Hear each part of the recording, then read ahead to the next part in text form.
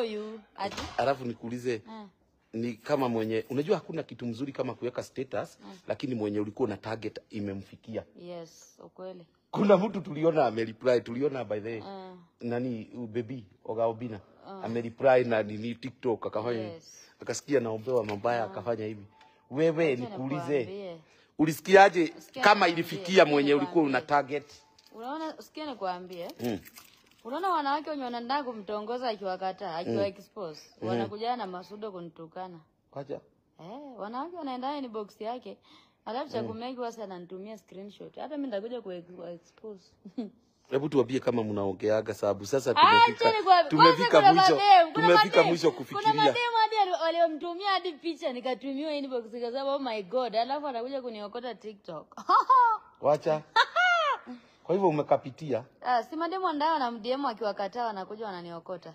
Alafu uzuri yake ni wewe unamumiss. Wewe unamumiss. Kumiss.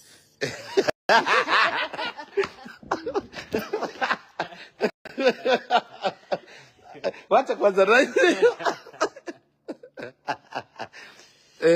Wewe unamumiss.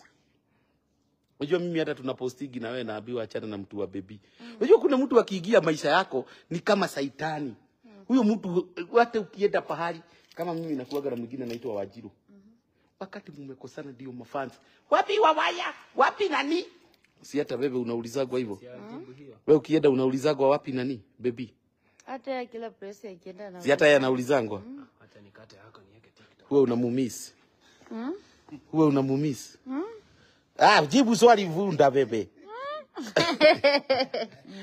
Wewe unamiss baby. Si useme. Siko na namba yake. Na walinisumbua hiyo siku nilikuwa huko. Unajua alienda mpaka kusoma text yenye tunasomanga na wewe. Ona mkoa. Alafu ulikuwa umenitext na hii yenye sikuagi na wewe yo nilikuwa na kuambia ndio nilie pad Dubai au kuvuta alisoma. Hai, lakini si ulinituma. Si ulinituma. By the way kama kuna by the way acha niwaambie mafans kama kuna kazi nimewahi fanyishwa gumu. Sijai tumwa na mwanamke pad. Huyu alinituma. Ona, sikia ngoja. Huyu alinituma Dubai. Imagine Dubai. Ngoja. Alikuwa na dira. Mimi hata sikuwa nadhani wanawake wa